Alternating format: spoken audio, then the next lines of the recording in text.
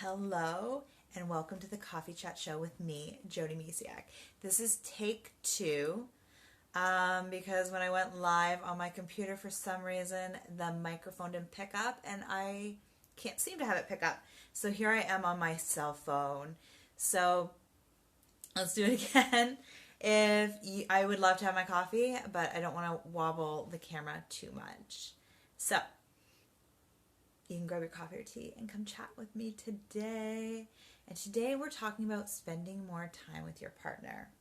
Now, everything I mention here can actually be towards your children, your friends, a family member that maybe you don't see enough. Sorry, I gotta shift it a little bit. I feel a little shaky. Anyways, so spending more time with your partner. This week, my husband and I are actually celebrating our 5th wedding anniversary this Thursday. So we're actually going away. Tomorrow I leave. So I'm really excited about that.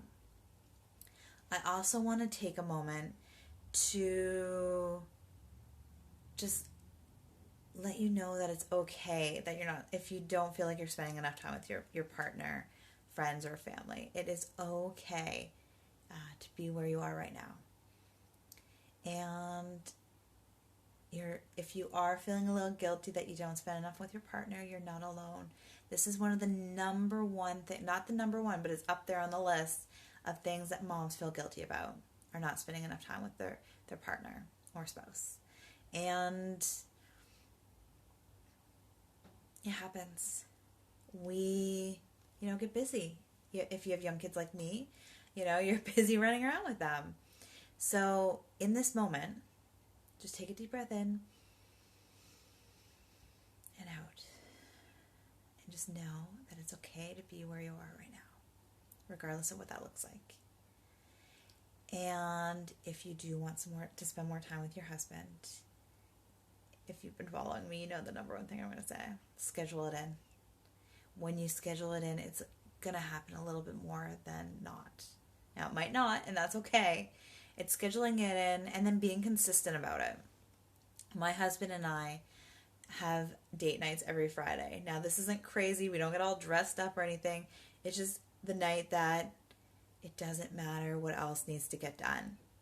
That's the night that the kids are in bed, they're asleep. That's it. We don't care about the kitchen mess or anything like that. And some of you would be like, oh my goodness, I can't leave the kitchen or house a mess. I can't leave it without cleaning it. It's okay. I used to be that person where I had to have the house all cleaned up too. So it takes time, but you and your partner deserve it as well, to have a little break. And it might not be a Friday night for you. It might be in the middle of the day. My husband and I both work from home, so we have little coffee dates here and there. And it's just finding what works best for you and your husband or partner. And that being said, it's also having that conversation with your partner and working something out together. It's fun, creative problem solving. And if you feel like maybe you're not having enough time with your partner, have that conversation. Just the other day, I felt like my husband wasn't fully present with me, and I was just like, you know what, like, not that I need more from him, but I'm like, okay, we need to feel connected again. So it's having those conversations. They can't read your mind, just like you can't read their minds. Maybe they're feeling the same way. So it's reconnecting, having those conversations. And it's also, it's not also about, like, think about it doesn't have to be about time. Like, oh man, I only spend 5 minutes with them, or we only have, once or twice a week that we hang out. It's not about the quantity, it's about the quality. So it's about being fully present with them. 5 minutes of being 100% fully present. And this doesn't mean just off your phones. It means take those to-do lists and just kind of file them away in the back of your mind. And not thinking about those things. And just being fully present for even 5 minutes. And that can equal an hour or more of being together, but not really being present. So, for instance, like, you could be in the same room for a couple hours, and you won't feel connected. But if you take 5 minutes to just be like, we're putting our phones down, you're turning off the TV, whatever it may be that's distracting. I love lists, so I write everything down that I need to do, and then I can focus 100% on what's going on in front of me. And I'm not thinking like, oh, what do I need to do next? I don't care. It's on a piece of paper that will, when I'm ready, I can look at it. Just like there's a lot I'd like to do today before we head out on our trip. And I'm here live because I have it on. I'm like, okay, I know what there is to do later. It's slightly unfortunate that I have a technical glitch today. So it's, this was supposed to be happening at 1, but that's okay. We got to sometimes roll with life. It's my first time I get to use my selfie stick and my new phone. So, yay. Little wins, right? And so I'm sorry if the camera's a little wonky. This is my first. And, but yeah. So, scheduling it in, making it consistent. Because here's a little fun fact about our own life is, I think it was shortly after my son was born, my husband's like, man, I haven't seen my friends in a while.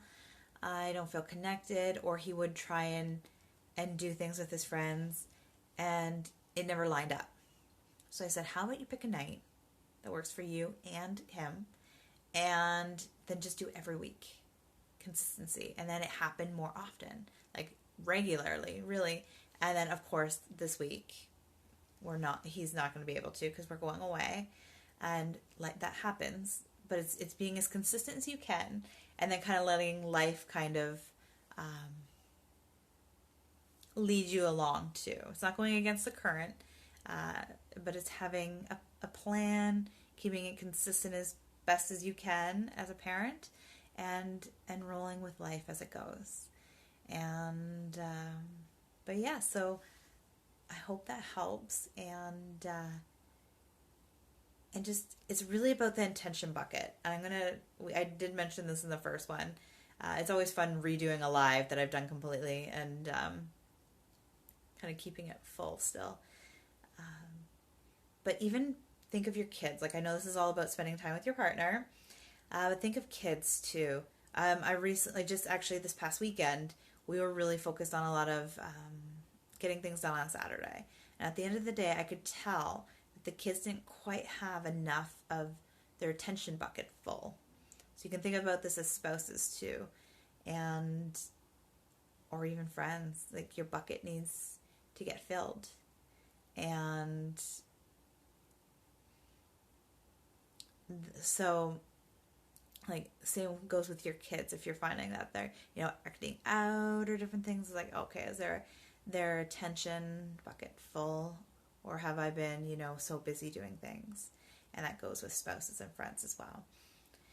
Now, I do want to back up just a second and let you know that if you haven't gone out of the house overnight, because I did mention that this is our...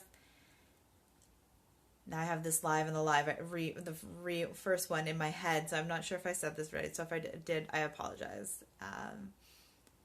So this is actually the first time we have stayed overnight together, my husband and I, since my son was born. When it was just my daughter, it was easier to have her go to my parents' house or hang out with, spend the night with my sister. However, now that there's 2, and my son's a little bit of a handful, my parents aren't taking him for a couple more years, and rightfully so, really. So they'll take my daughter, but they're waiting on my son. Plus, I just finished nursing him a few months ago. So if you're at that point where it maybe isn't, not even convenient, but if it doesn't work with your life, don't feel like you need to push it. When the time is right, you'll do it. I'm really, really looking forward to getting away just with my husband. Like I said, it's been over 2 years, and I think we actually got away just before a few months before my son was born, so that's great. But be gentle through this process, especially if you have young kids. Even if you get out of the house for a dinner, it's amazing. And as the years go on, it'll be easier to get out of the house.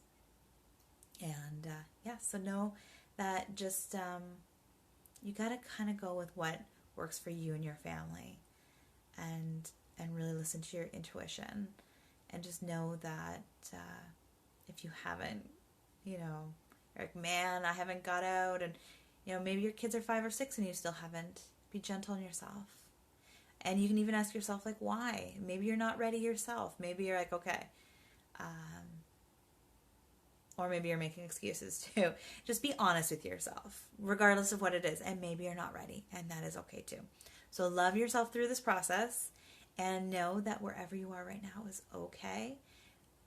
Be mindful of where you are. And if you don't like where you are, ask yourself, what can you do differently to get to where you want to be? Now, before on the live, I actually pulled the card already, so I feel like we're going to still use that one. I felt it was really amazing, so I pulled it already for what I feel the group needs to hear today. And I can't read it because my screen's too small. I usually read it when it's up. I open my mind and say yes to life. Yes, this is the card. I just made sure. Life is inviting you to experience a whole new level of happiness, healing, prosperity, success, and love. Life is inviting you to experience a whole new level of happiness, healing, prosperity, success, and love. That is pretty powerful for today's conversation. And I just hope you have a beautiful, amazing week. And I wish you all the best. Like I said, I am off on vacation, so I won't be on social media. Like, I'll be on even less. So I will try to comment when I get back. But I am going to be pretty much unplugging and just, spending time with my husband. So I hope you have a wonderful time. Make time for you. Make time for your hubby, partner, friends. And if you can't, give yourself a big hug and know that you'll figure it out. All the best.